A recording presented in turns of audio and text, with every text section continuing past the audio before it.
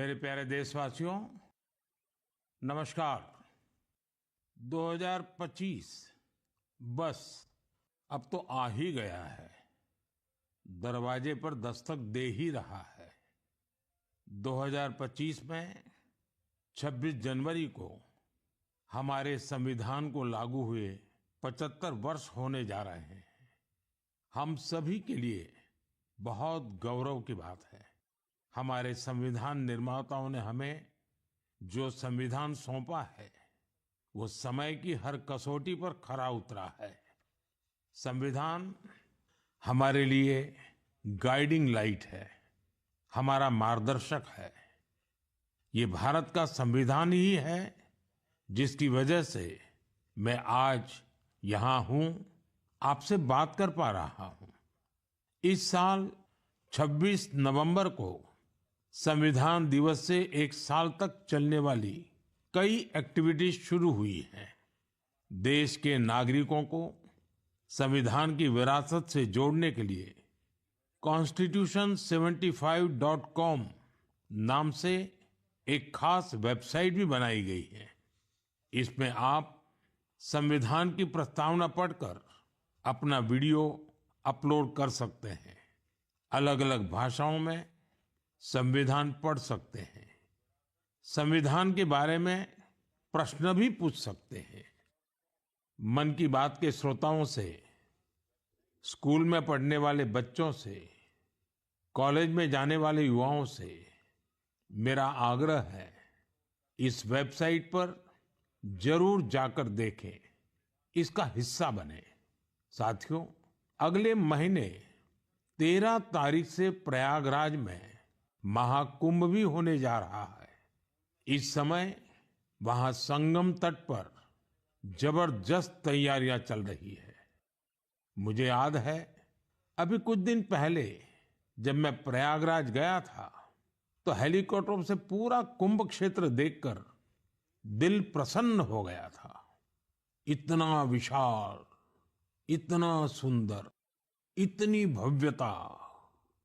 साथियों, महाकुंभ की विशेषता केवल इसकी विशालता में ही नहीं है, कुंभ की विशेषता इसकी विविधता में भी है। इस आयोजन में करोड़ों लोग एक साथ एकत्रित होते हैं।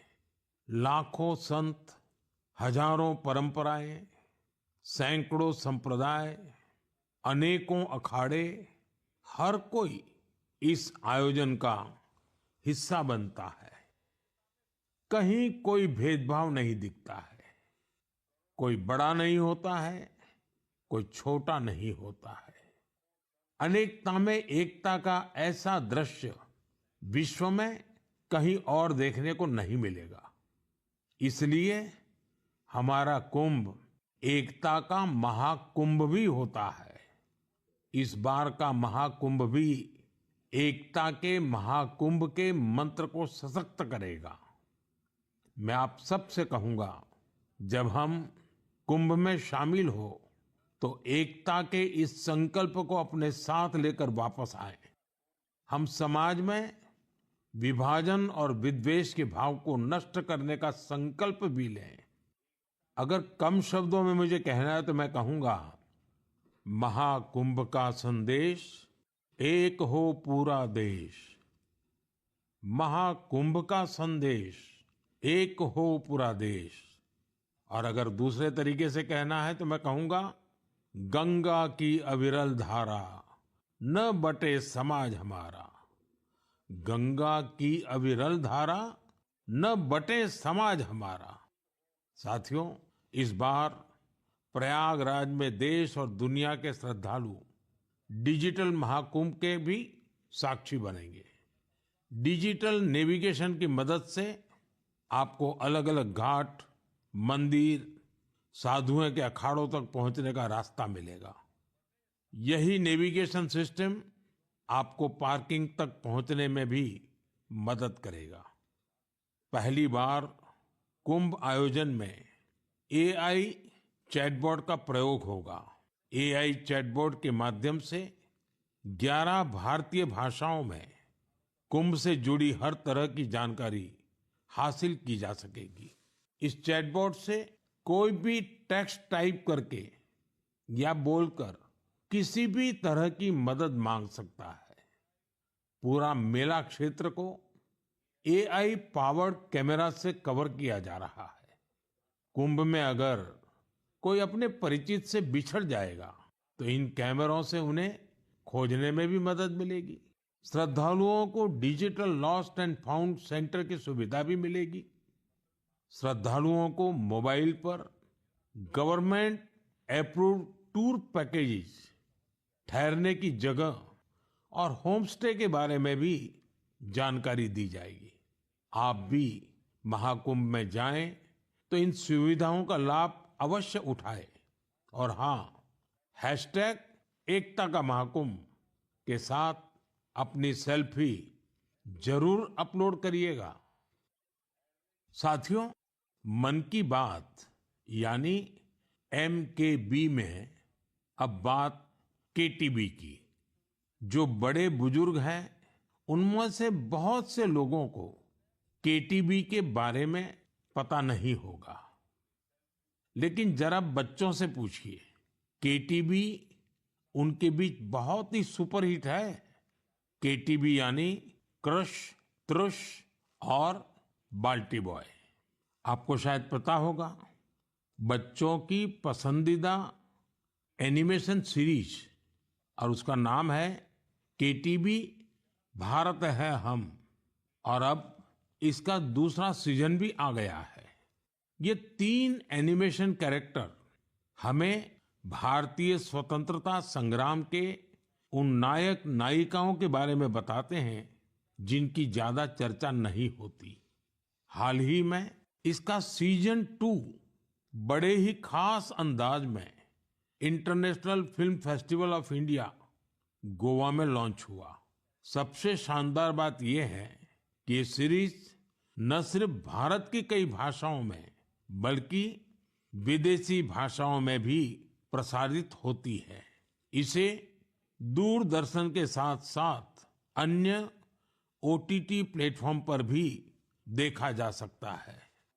साथियों, हमारी एनिमेशन फिल्मों की, रेगुलर फिल्मों की, टीवी सीरियल्स की पॉपुलैरिटी दिखाती है कि भारत की क्रिएटिव इंडस्ट्री में कितनी क्षमता है।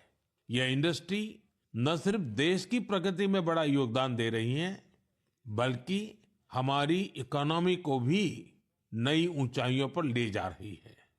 हमारी फिल्म एंड एंटरटेनमेंट इंडस्ट्री बहुत विशाल है। देश की कितनी ही भाषाओं में फिल्में बनती हैं, क्रिएटिव कंटेंट बनता है। मैं अपनी फिल्म और एंटरटेनमेंट इंडस्ट्री को इसलिए भी बधाई देता हूं क्योंकि उसने एक भारत श्रेष्ठ भारत के भाव को सशक्त किया है। साथियों, वर्ष 2024 में हम फिल्म जगत की कई महान हस्तियों की 100वीं जयंती मना रहे हैं। इन विभूतियों ने भारतीय सिनेमा को विश्व स्तर पर पहचान दिलाई। राज कपूर जी ने फिल्मों के माध्यम से दुनिया को भारत के सॉफ्ट पावर से परिचित कराया। रफी साहब की आवाज में वो जादू था जो हर दिल को छू लेता था। उनकी आवाज अद्भुत थी। भक्ति गीत हो या रोमांटिक सॉन्ग्स, दर्द भरे गाने हो, हर इमोशन को उन्होंने अपनी आवाज से जीवंत कर दिया। एक कलाकार के रूप में उनकी महानता का अंदाजा इसी से लगाया जा सकता है कि आज भी युवा पीढ़ी उनके गानों को उतनी ही शिद्दत से सुनती है। यही तो है टाइमलेस आर्ट की पहचान। अक्कीनेनी नागेश्वर राव गारू ने तेलुगु सिनेमा को नई ऊंचाइयों तक पहुंचाया है। उनकी फिल्मों ने भारतीय परंपराओं और मूल्यों को बखूबी प्रस्तुत किया। तपन सिन्हा जी की फिल्मों ने समाज को एक नई दृष्टि दी। उनकी फिल्मों में सामाजिक चेतना और राष्ट्रीय एकता का संदेश रहता था। हमारी पूरी फिल्म इंडस्ट्री के लिए इन हस्तियों का जीवन प्रेरणा जैसा है। साथियों, मैं आपको एक और खुशखबरी देना चाहता हूं। भारत की क्रिएटिव टैलेंट को दुनिया के सामने रखने का एक बहुत बड़ा अवसर आ रहा है। अगले साल हमारे देश में पहली बार world audio visual entertainment summit यानी वेव समिट का आयोजन होने वाला है।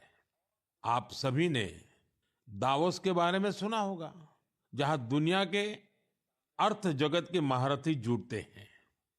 उसी तरह वेव समिट में दुनिया भर के मीडिया और एंटरटेनमेंट इंडस्ट्री के दिग्गज क्रिएटिव वर्ल्ड के लोग भारत आएंगे। यह समिट भारत को ग्लोबल कंटेंट क्रिएशन का हब बनाने की दिशा में एक महत्वपूर्ण कदम है। मुझे यह बताते हुए गर्व हो रहा है, इस समिट की तैयारी में हमारे देश के यंग क्रिएटर्स भी पूरे जोश से जुड़ रहे हैं। जब हम $5 ट्रिलियन इकोनॉमी की ओर बढ़ रहे हैं, तब हमारी क्रिएटर इकोनॉमी एक नई एनर्जी ला रही है। मैं भारत की पूरी एंटरटेनमेंट और क्रिएटिव इंडस्ट्री से आग्रह करूंगा, चाहे आप यंग क्रिएटर हो या एस्टैब्लिश्ड आर्टिस्ट, बॉलीवुड से जुड़े हो या रीजनल सिनेमा से, टीवी इंडस्ट्री के प्रोफेशनल हो या एनिमेशन के एक्सपर्ट, गेमिंग से जुड़े हो या एंटरटेनमेंट टेक्नोलॉजी के इनोवेटर, आप सभी वेव समिट का हिस्सा बने। मेरे प्यारे देशवासियों, आप सभी जानते हैं कि भारतीय संस्कृति का प्रकाश आज कैसे दुनिया के कोने कोने में फैल रहा है। आज मैं आपको 3 महाद्वीपों से ऐसे प्रयासों के बारे में बताऊंगा जो हमारी सांस्कृतिक विरासत के वैश्विक विस्तार की गवाह है। ये सभी एक दूसरे से मीलों दूर हैं, लेकिन भारत को जानने और हमारी संस्कृति से सीखने की उनकी ललक एक जैसी है। साथियों, पेंटिंग्स का संसार जितना रंगों से भरा होता है, उतना ही खूबसूरत होता है। आप में से जो लोग टीवी के माध्यम से मन की बात से जुड़े हैं, वे अभी कुछ पेंटिंग्स टीवी पर देख भी सकते हैं।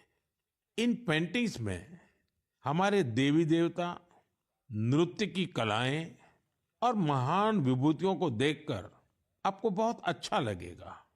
इनमें आपको भारत में पाए जाने वाले जीव जंतुओं से लेकर और भी बहुत कुछ देखने को मिलेगा। इनमें ताजमहल की एक शानदार पेंटिंग भी शामिल है, जिसे 13 साल की एक बच्ची ने बनाया है। आपको ये जानकर हैरानी होगी कि इस दिव्यांग बच्ची ने अपने मुंह से इस पेंटिंग को तैयार किया है। सबसे दिलचस्प बात यह है कि इन पेंटिंग्स को बनाने वाले भारत के नहीं, बल्कि इजिप्ट के स्टूडेंट्स हैं, वहां के विद्यार्थी हैं। कुछ ही हफ्ते पहले इजिप्ट के करीब 23,000 स्टूडेंट्स ने एक पेंटिंग प्रतियोगिता में हिस्सा लिया था। वहां उन्हें भारत की संस्कृति और दोनों देशों के ऐतिहासिक संबंधों को बताने वाली पेंटिंग तैयार करनी थी। मैं इस प्रतियोगिता में हिस्सा लेने वाले सभी युवाओं की सराहना करता हूं। उनकी क्रिएटिविटी की जितनी भी प्रशंसा की जाए वो कम है। साथियों, दक्षिण अमेरिका का एक देश है पराग्वे। वहां रहने वाले भारतीयों की संख्या 1,000 से ज्यादा नहीं होगी। पराग्वे में एक अद्भुत प्रयास हो रहा है। वहां भारतीय दूतावास में Erika Huber free Ayurveda consultation देती है। आयुर्वेद की सलाह लेने के लिए आज उनके पास स्थानीय लोग भी बड़ी संख्या में पहुंच रहे हैं। एरिका ह्यूबर ने भले ही इंजीनियरिंग की पढ़ाई की हो, लेकिन उनका मन तो आयुर्वेद में ही बसता है। उन्होंने आयुर्वेद से जुड़े कोर्सेज किए थे और समय के साथ वे इसमें पारंगत होती चली गई। साथियों, ये हमारे लिए बहुत गर्व की बात है कि दुनिया की सबसे प्राचीन भाषा तमिल है और हर हिंदुस्तानी को इसका गर्व है। दुनिया भर के देशों में इसे सीखने वालों की संख्या लगातार बढ़ रही है। पिछले महीने के आखिर में फिजी में भारत सरकार के सहयोग से तमिल टीचिंग प्रोग्राम शुरू हुआ। बीते 80 वर्षों में यह पहला अवसर है जब फिजी में तमिल के ट्रेन टीचर्स इस भाषा को सिखा रहे हैं। मुझे ये जानकर अच्छा लगा कि आज फिजी के स्टूडेंट्स तमिल भाषा और संस्कृति को सीखने में काफी दिलचस्पी ले रहे हैं। साथियों, ये बातें, ये घटनाएं सिर्फ सफलता की कहानियां नहीं है, ये हमारी सांस्कृतिक विरासत की भी गाथाएं हैं। ये उदाहरण हमें गर्व से भर देते हैं। आर्ट से आयुर्वेद तक और लैंग्वेज से लेकर म्यूजिक तक भारत में इतना कुछ है जो दुनिया में छा रहा है। साथियों, सर्दी के इस मौसम में देश भर से खेल और फिटनेस को लेकर कई एक्टिविटीज हो रही हैं। मुझे खुशी है कि लोग फिटनेस को अपनी दिनचर्या का हिस्सा बना रहे हैं। कश्मीर में स्कीइंग से लेकर गुजरात में पतंगबाजी तक हर तरफ खेल का उत्साह देखने को मिल रहा है। संडे ऑन साइकिल और साइकिलिंग ट्यूसडे जैसे अभियानों से साइकिलिंग को बढ़ावा मिल रहा है। साथियों, अब मैं आपको एक ऐसी अनोखी बात बताना चाहता हूं जो हमारे देश में आ रहे बदलाव और युवा साथियों के जोश और जज्बे का प्रतीक है। क्या आप जानते हैं कि हमारे बस्तर में एक अनूठा ओलंपिक शुरू हुआ है? जी हाँ, पहली बार हुए बस्तर ओलंपिक से बस्तर में एक नई क्रांति जन्म ले रही है। मेरे लिए ये बहुत ही खुशी की बात है कि बस्तर ओलंपिक का सपना साकार हुआ है। आपको भी ये जानकर अच्छा लगेगा कि यह उस क्षेत्र में हो रहा है जो कभी माओवादी हिंसा का गवाह रहा है। बस्तर ओलंपिक का शुभंकर है वन भैंसा और पहाड़ी मैना। इसमें बस्तर की समृद्ध संस्कृति की झलक दिखती है। इस बस्तर खेल महाकुंभ का मूल मंत्र है करसायता बस्तर, बरसायता बस्तर, यानी खेलेगा बस्तर, जीतेगा बस्तर। पहली ही बार में बस्तर ओलंपिक में 7 जिलों के 1,65,000 खिलाड़ियों ने भाग लिया है। यह सिर्फ एक आंकड़ा नहीं है, यह हमारे युवाओं के संकल्प की गौरव गाथा है। एथलेटिक्स, तीरंदाजी, badminton, football, hockey, weightlifting, karate, kabaddi, kho kho और वॉलीबॉल, हर खेल में हमारे युवाओं ने अपनी प्रतिभा का परचम लहराया है। कारी कश्यप जी की कहानी मुझे बहुत प्रेरित करती है। एक छोटे से गांव से आने वाली कारी जी ने तीरंदाजी में रजत पदक जीता है। वे कहती है, बस्तर ओलंपिक ने हमें सिर्फ खेल का मैदान ही नहीं, जीवन में आगे बढ़ने का अवसर दिया है। सुकमा की पायल कवासी जी की बात भी कम प्रेरणादायक नहीं है।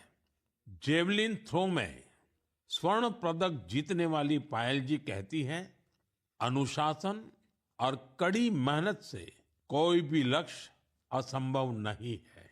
सुकमा के दोरनापाल के पुनेम सन्ना जी की कहानी तो नए भारत की प्रेरक कथा है।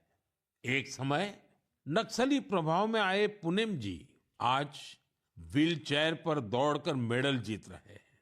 उनका साहस और हौसला हर किसी के लिए प्रेरणा है। कोंडा गांव के तीरंदाज रंजू सौरी जी को बस्तर यूथ आइकॉन चुना गया है। उनका मानना है बस्तर ओलंपिक दूर दराज के युवाओं को राष्ट्रीय मंच तक पहुंचाने का अवसर दे रहा है।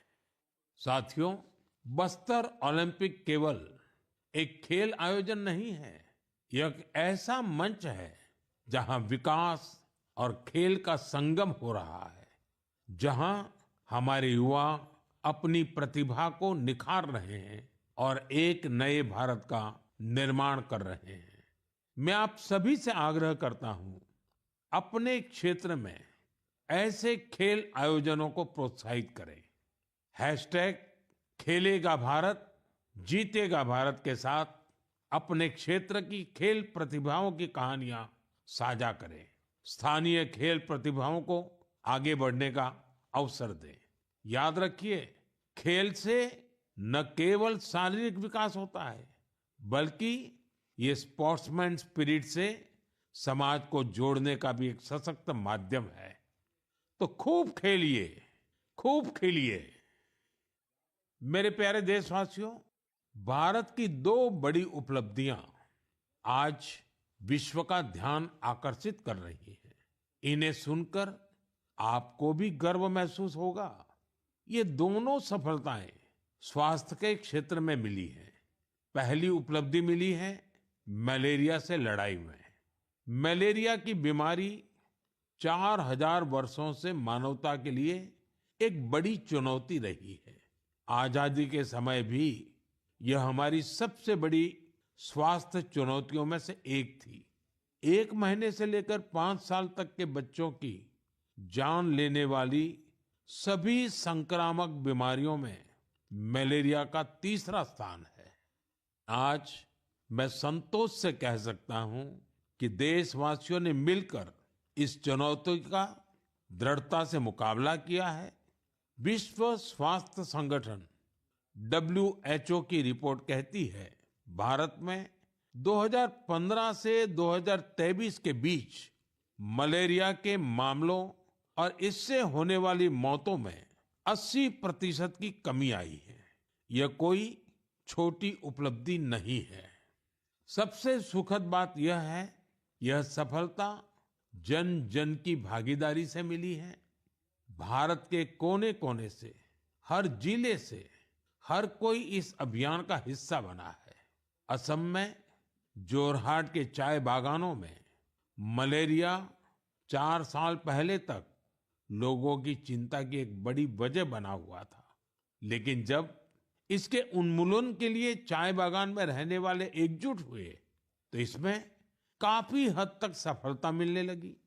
अपने इस प्रयास में उन्होंने टेक्नोलॉजी के साथ साथ सोशल मीडिया का भी भरपूर इस्तेमाल किया है। इसी तरह हरियाणा के कुरुक्षेत्र जिले ने मलेरिया पर नियंत्रण के लिए बड़ा अच्छा मॉडल पेश किया। यहाँ मलेरिया की मॉनिटरिंग के लिए जन भागीदारी काफी सफल रही है। नुक्कड़ नाटक और रेडियो के जरिए ऐसे संदेशों पर जोर दिया गया जिससे मच्छरों की ब्रीडिंग कम करने में काफी मदद मिली है। देश भर में ऐसे प्रयासों से ही हम मलेरिया के खिलाफ जंग को और तेजी से आगे बढ़ा पाए हैं। साथियों, अपनी जागरूकता और संकल्प शक्ति से हम क्या कुछ हासिल कर सकते हैं, इसका दूसरा उदाहरण है कैंसर से लड़ाई। दुनिया के मशहूर मेडिकल जर्नल लैंसेट की स्टडी वाकई बहुत उम्मीद बढ़ाने वाली है। इस जर्नल के मुताबिक अब भारत में समय पर कैंसर का इलाज शुरू होने की संभावना काफी बढ़ गई है। समय पर इलाज का मतलब है कैंसर मरीज का ट्रीटमेंट 30 दिनों के भीतर ही शुरू हो जाना। और इसमें बड़ी भूमिका निभाई है आयुष्मान भारत योजना ने।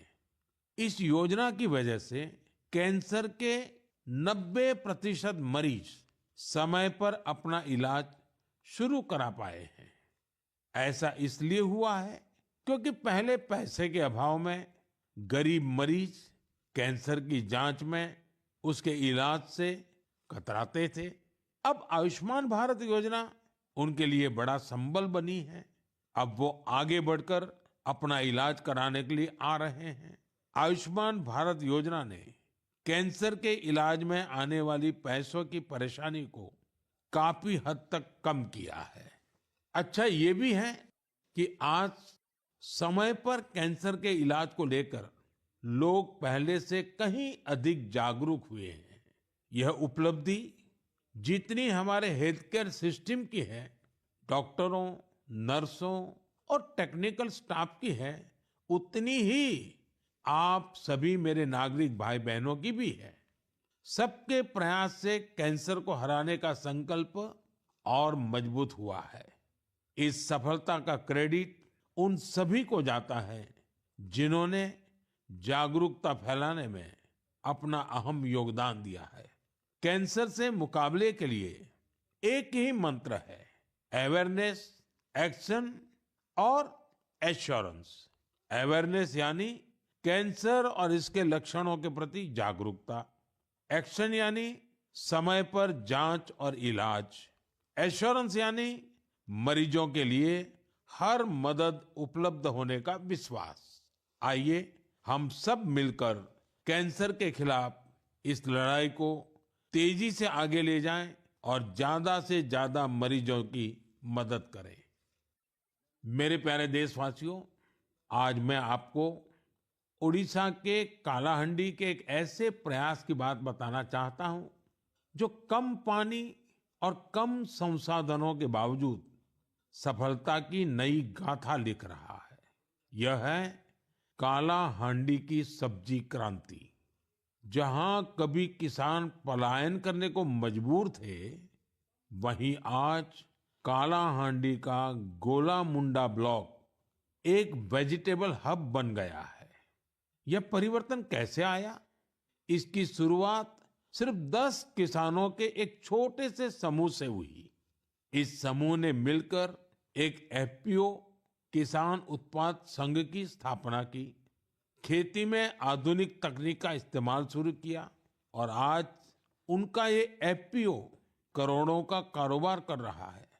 आज 200 से अधिक किसान इस एफपीओ से जुड़े हैं, जिनमें 45 महिला किसान भी हैं।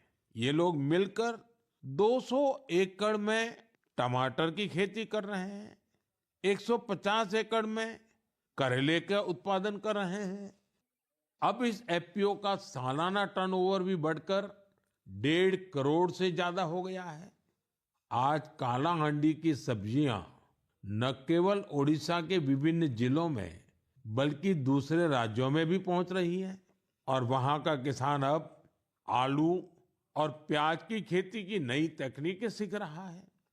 साथियों, कालाहांडी की यह सफलता हमें सिखाती है कि संकल्प शक्ति और सामूहिक प्रयास से क्या नहीं किया जा सकता। मैं आप सभी से आग्रह करता हूं, अपने क्षेत्र में एफपीओ को प्रोत्साहित करें, किसान उत्पादक संगठनों से जुड़ें और उन्हें मजबूत बनाएं। याद रखिए, छोटी शुरुआत से भी बड़े परिवर्तन संभव है। हमें बस दृढ़ संकल्प और टीम भावना की जरूरत है। साथियों, आज की मन की बात में हमने सुना कि कैसे हमारा भारत विविधता में एकता के साथ आगे बढ़ रहा है। चाहे वो खेल का मैदान हो या विज्ञान का क्षेत्र, स्वास्थ्य हो या शिक्षा, हर क्षेत्र में भारत नई ऊंचाइयों को छू रहा है। हमने एक परिवार की तरह मिलकर हर चुनौती का सामना किया और नई सफलताएं हासिल की। 2014 से शुरू हुए मन की बात के 116 एपिसोड में मैंने देखा है कि मन की बात देश की सामूहिक शक्ति का एक जीवंत दस्तावेज बन गया है। आप सभी ने इस कार्यक्रम को अपनाया, अपना बनाया। हर महीने आपने अपने विचारों और प्रयासों को साझा किया। कभी किसी यंग इनोवेटर के आइडिया ने प्रभावित किया, तो कभी किसी बेटी की अचीवमेंट ने गौरवान्वित किया। यह आप सभी की भागीदारी है जो देश के कोने-कोने से पॉजिटिव एनर्जी को एक साथ लाती है। मन की बात इसी पॉजिटिव एनर्जी के एम्प्लीफिकेशन का मंच बन गया है। और अब 2025 दस्तक दे रहा है। आने वाले साल में मन की बात के माध्यम से हम और भी इंस्पायरिंग प्रयासों को साझा करेंगे। मुझे विश्वास है कि देशवासियों की पॉजिटिव सोच और इनोवेशन की भावना से भारत नई ऊंचाइयों को छुएगा। आप अपने आसपास के यूनिक प्रयासों को हैशटैग मन की बात के साथ शेयर करते रहिए। मैं जानता हूं कि अगले साल की हर मन की बात में हमारे पास एक दूसरे से साझा करने के लिए बहुत कुछ होगा। आप सभी को 2025 की ढेर सारी शुभकामनाएं। स्वस्थ रहें, खुश रहें। फिट इंडिया मूवमेंट में आप भी जुड़ जाइए। खुद को भी फिट रखिए, जीवन में प्रगति करते रहें। बहुत बहुत धन्यवाद।